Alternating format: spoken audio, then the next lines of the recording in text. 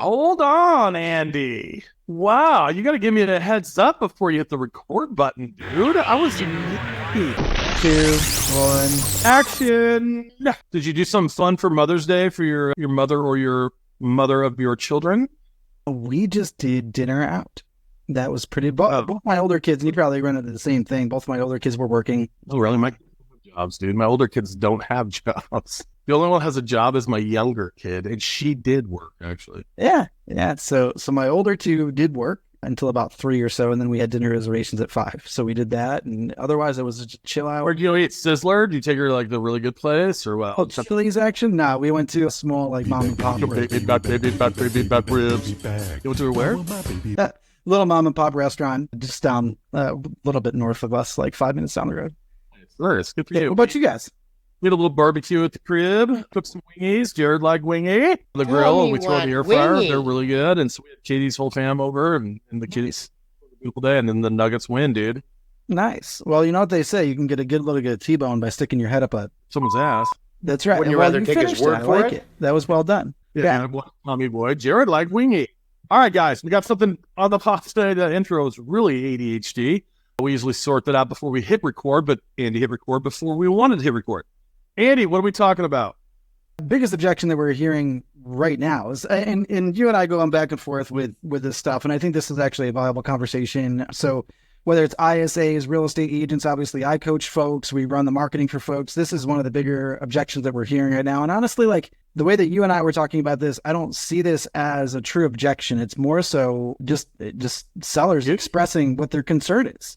Yes. Objection. It could be an excuse. All right.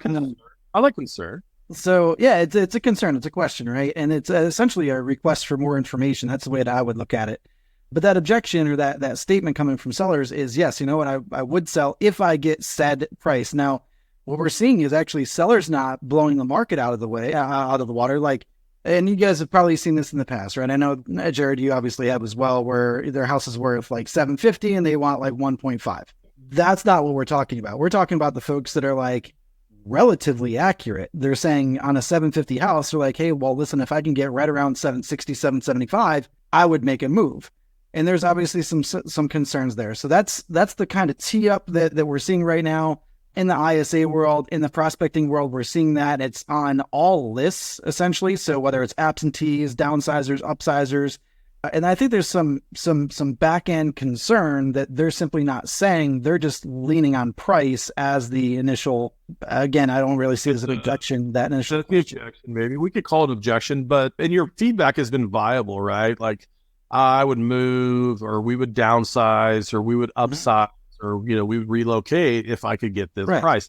And what do you think's restricting the price? You said they're close. Is it just within a certain amount, or what do you think that's not taking the opportunity, the transaction to the? I think price is that hinge, right? So I think it's the easiest thing for someone to say, simply because I think that's how we're conditioned. It's, well, hey, listen, if you give me X, then yes, I'll do it. When the deeper concern, and I think that's really where agents need to press, is into the deeper concern of sellers and truly tap into that timeline, that plan, that budget at that point, and what the motivational factors aside from price are. And that's it right there. What do we try to find on top of or included? Right. So in the way that you were phrasing it was that pain point, right? So from your experience, what are you seeing from either other agents that you're talking with, or maybe folks there that are actually doing the dial work and probably seeing the exact same thing? How are they going to those pain points? It's a question. It's twofold, right? I've talked to 6 agents today already.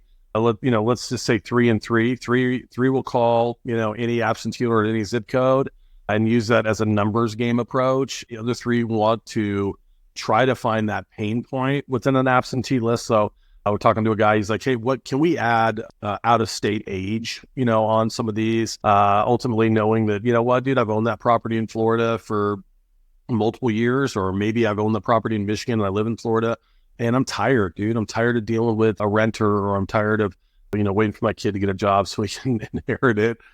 So those are the pain points that we're finding. And also not just age, but financial distress, dude. Inflation is a hell of a drug right now. And a lot of people in their 60s and 70s didn't get a plan for the increase in, grocery and or utilities. So they're struggling big time. And so those are the ones I'm trying to find that maybe aren't an option to find a new property, but could move in with their adult children, so as an example we heard. Yeah. So I'm going to put you in, this is probably a hot seat for you, but I'm going to put you in an agent perspective, right? So if you were making these calls and someone said that, what's the series of questions that you would then ask to try to get to that? Ask me what? So if I told you, well, yeah, you know what, my house is 750, if I could get that 775, I would sell and we would move to Florida. How would you take that conversation from there? I would base it off of the comps in the neighborhood and knowing what that selling rate is. I'd be like, you know what, Andy, 770 isn't too far from the horizon. So, if I could get you that 770, would you sell? And then you'd have that conversation. And then we would probably put them in some sort of nurturing program if they weren't at that point, knowing that I'm really close, but maybe today wasn't the day. And so my distance would probably pay off. But the follow-up questions would be like, hey, if I was able to get that 770, would that be something that you would take today? Yeah. I think for that I don't see the pain point, or I don't see I see it as an excuse maybe, or as a, Sure. Because like if you're close to that dollar amount, dude, then you should be hustling to get there. And if you have peers in that area and you're the one calling, then I think it's pretty decent. But I think it's a very true point that you bring upon as you coach people, as you work with other agents, that's what you hear. Like, so to me, I think that's a promising statistic, even though it isn't converting to, listings now. Bro, there's people that are on the seat of their pants waiting to get something done. Yeah. See, I think some of the question though, if I were to dive a little bit further into it, and I just to point out like a golden nugget, hopefully people heard this, it's the if-then questions, right? So it's the scenario-based if-then question. So, if you were to receive an offer in the next, let's say, week, and that was close to that 770 number, that close to that 775 number, what problems would that cause?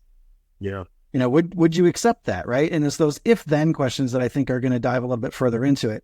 I do think too, people are not necessarily looking at the price of the home. People are looking at the net in their pocket, right? So if we can shift the topic off of true price, so if you were to sell that price at 775, how much would you be putting into your pocket? Now, if there was a way, even if you didn't hit the 775, that you would still put however many hundreds of thousands of dollars into your pocket, would you still make that move? Their answer is probably going to be yes, perfect. And what would you do with those proceeds? It goes from being an order taker to actually being consultant. And candidly, I think with some of the NAR bullshit that's happening, and we're on recording, so whatever. But yeah, I mean, honestly, dude, with some of the stuff that's going on right now, we need to turn ourselves from order takers to consultants. And it's those if-then questions and taking people off of the initial question and actually diving into what the true motivational factors are. Yeah. And I think that's the missing piece right now from a lot of real estate agents is as they're having these conversations, it's like, yes, I have a viable lead. I'm going to put them inside of a nurture, but they're not asking those if-thens and truly getting to the motivation, truly getting to the pain point and trying to press a little bit further and truly being a consultant. I said truly. And here's your spot on point, dude. Consultant is the key. And you've been talking way too long. It's my turn.